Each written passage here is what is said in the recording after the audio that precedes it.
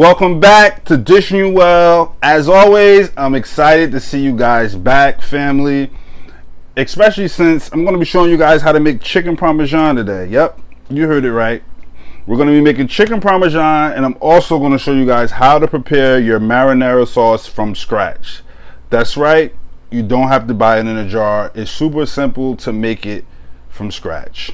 And I'm going to get right into the ingredients. So I'm going to be using 4 thinly sliced chicken breasts. If you can't find the thinly sliced chicken breast, you can get the whole chicken breast and slice it down the middle. It's super easy. So I'm using 4 chicken breast thinly sliced chicken breasts today. You're also going to need 3 large eggs. You're going to need minced garlic. I have around 4 or 5 minced garlic cloves. You can use less or more depending on how much you love garlic. I happen to love garlic. You're going to need a half a medium onion sliced small. You're also going to need panko breadcrumbs. You're going to need 1 can. I'm using a large can of crushed tomatoes. You want to use a good quality brand. I like to use the Cento. You're also going to need olive oil. If you don't have olive oil, you can use vegetable oil. You're going to need grated, shredded Parmesan cheese. You do want to use the fresh kind. You don't want to use the powdered kind. You want to use fresh Parmesan cheese shredded. You're going to need about 2 cups of all-purpose flour. You're going to need mozzarella, of course. This is 1 bag of shredded mozzarella. You're going to need a few tablespoons of sugar, depending on how you like it. You're also going to need fresh basil fresh basil. You're definitely going to use fresh basil. It makes a big difference in the taste of your dish. The other seasonings you're going to need is garlic powder, basil, dried basil, pepper. I'm using white pepper. You can use black pepper, and salt.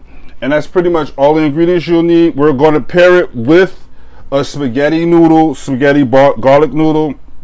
Super easy to do. I'll show you guys how to do that as we go. But that's pretty much all the ingredients. Let's get right into what we'll do next. What we're going to do next is we're going to prepare our station for our breading, and I'll let you guys know what that looks like next. Alright, so before we get started on our chicken, we're going to get our marinara sauce started. So basically what we want to do is, on a medium heat, we want to heat up our olive oil until it's hot. We're going to add our diced onions, and we're going to basically sweat these down until they're basically translucent and soft. This is going to take no more than 3 or 4 minutes. Within 3 minutes, then we're going to add our garlic. You don't want to add your garlic in at the same time because garlic cooks a lot faster than onions, and you don't want to burn your garlic. Burning the garlic will ruin the dish. So you want to wait until the onions are almost done before you add in your garlic. When I come back, I'll show you exactly how you want or when you want to add your garlic. Alright, so our onions have cooked down for around 3 minutes. They've softened and they're giving off sort of a translucent color. So now we're ready to add in the garlic. So you want to add the garlic straight into the pan.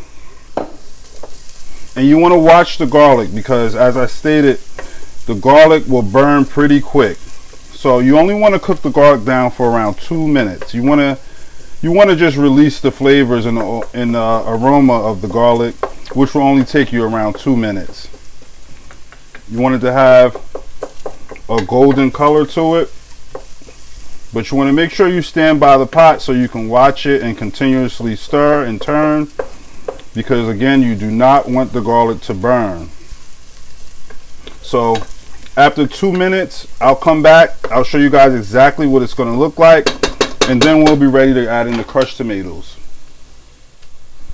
So 2 minutes later, we're back. As you can see, the garlic is giving off a golden brown color. That's exactly how you want it. You don't want to cook it any further than this and run the risk of burning the garlic. So now we're ready to add in the crushed tomatoes. You want to add it straight into the pan, and you want to Add a little water to the pan, to the can, to basically make sure that you don't waste anything. You're going to turn your flame down to a low. Give that a stir. Make sure everything's incorporated.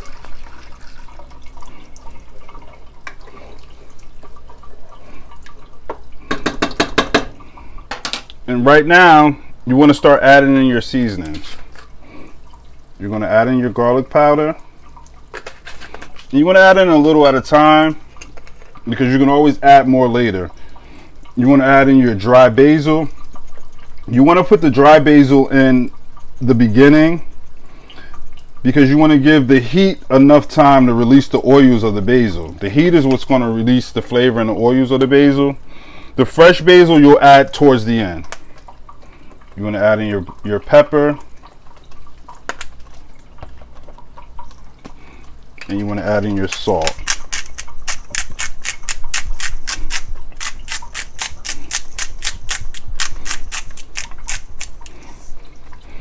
You also want to add just a little bit of the sugar because you will have to adjust the seasonings towards the end. So just a little bit of the sugar.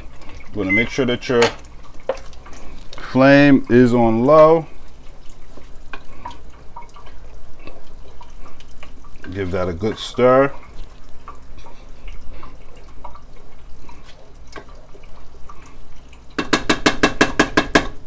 Now you want to cover this. You want to put it on a low and you want to cover this for around 15-20 minutes. At the end of the 20 minutes, you want to give it a taste, adjust to whatever you need, and then we'll be ready to add in the fresh basil. When I come back, I'll show you how to do so. All right, so while our marinara sauce is simmering, we're going to get started on our chicken. So what we want to do is, as you can see, I have 3 stations. You want to make sure that you have two dry stations and a wet station. Right here is the 3 eggs beaten, and I have the first dry station is just our all-purpose flour.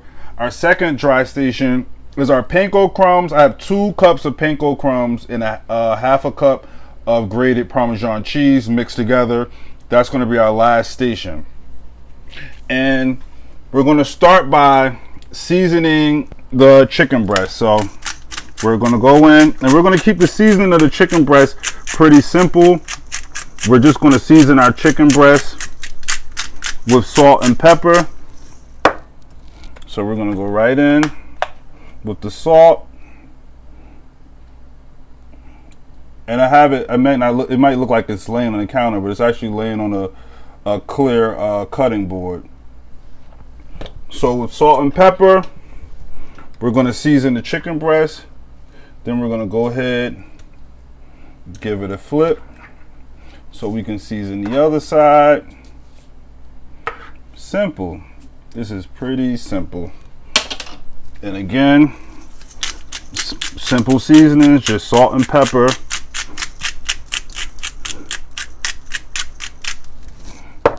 On both sides.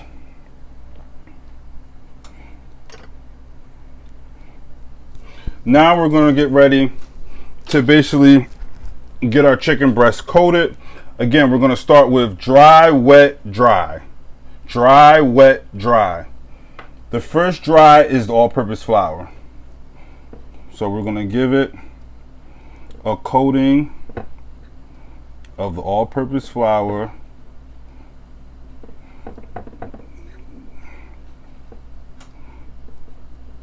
Make sure everything is coated, and by dipping inside of the all-purpose flour first, it's going to help the wet ingredient stick. Then we're going to go into the wet. The wet ingredient is the eggs. So now we're going to dip that into the egg, let the excess drip off, and the last is the panko and Parmesan cheese. So, as I said, we're going to go dry, wet, dry.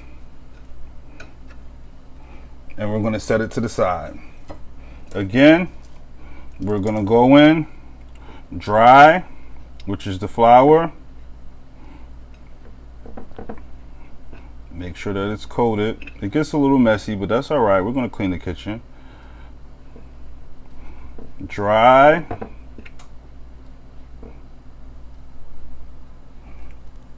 Wet.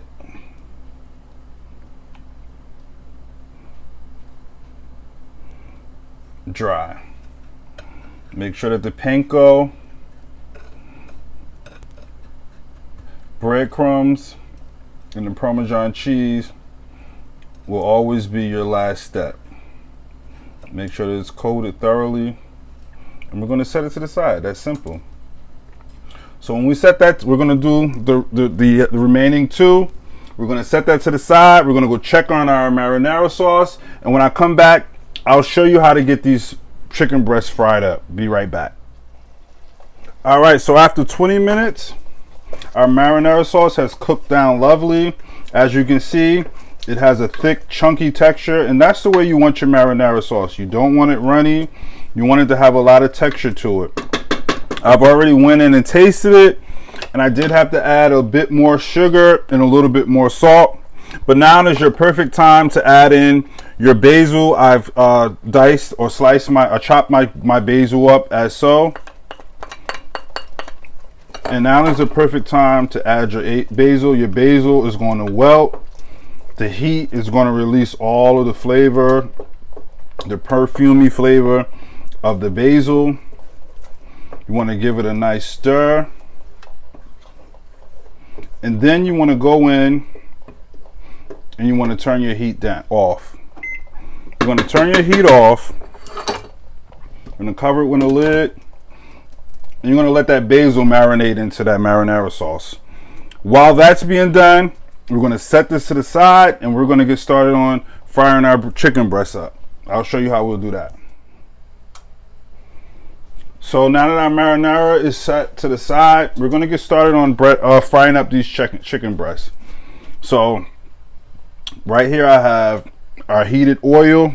We want about a ½ inch to an inch of oil inside of a frying pan. We're going to take our already breaded chicken breast. You want to make sure that the oil is hot. You want it at a medium flame, but you definitely want to make sure that it's hot. You don't want it to sit in the oil. It should start to fry immediately. And we're just going to drop that in. We're not going to walk away because we definitely want to watch this, because we want it to fry up and we want it to get to a golden brown color. You don't want to touch it. You want to let it fry. You don't want to crowd the pan. This is enough to add in two, but you don't want to add any more than that. You really don't want the chicken to touch. You want to let this fry up maybe 2 or 3 minutes on one side. You want to flip it and let it fry on the other side. You want it to have a golden brown color. And after that's done, we'll take it out of the oil. When I come back, I'll show you exactly the color you're looking for on your chicken breast. All right, so we've let it fry for 3 minutes, and you can already see it's browning around the edges. It's ready to flip. And this is the exact color. That golden brown is the exact color that you're looking for. That's why it's really important that you use thin chicken breasts when making your chicken Parmesan, because the cheese is gonna brown up really fast. So you don't want it to be too thick. So making or having your chicken breast sliced thin is gonna help for it to cook fast. You don't want a thick chicken breast that's going to take a lot longer to fry up. You don't want it to have to fry up no more than 3 minutes on each side, because what will happen is the cheese will start to burn. So that's why it's really important for you to use a thinner sliced chicken breast. But we'll let these fry 3 more minutes on this side. We'll get the other 2 done, and when I come back, I'll show you exactly how we'll get the dish ready so we can put it inside of the oven. All right, so now we're going to get our pan ready to go into the oven. And this is pretty simple. We already have our marinara sauce set to the side. It's cooled down a bit to room temperature. Well, it's still a little warm. But what we're going to do is we're going to go and spoon in a bit of the marinara sauce at the bottom of the pan. We're going to basically make a marinara bed for our chicken parmesan. So we just want to make maybe an inch worth of marinara sauce at the bottom of our pan, like so. Now we're pretty much ready to lay in our chicken breast. So we'll grab our chicken breast, lay it in our comfy bed we've made for it, just like that. You might have to overlap it just a little, but that's okay. Now that we have our chicken laid in its beds, we're going to go in with a little bit more marinara sauce, and we're going to spoon it over our chicken. So we're going to make sure that every bit of the chicken gets a little bit of loving. We don't want to leave nobody out here.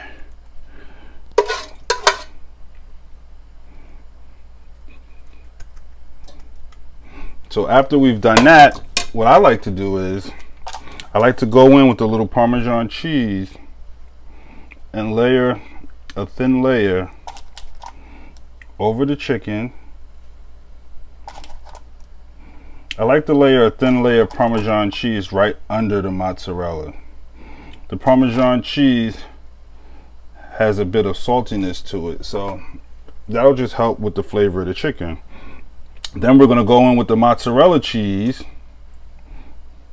and we're going to layer that bad boy right on top, just like that. Give it a nice layering.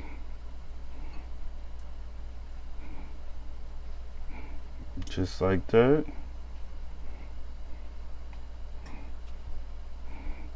Make sure that every bit gets a little bit of mozzarella.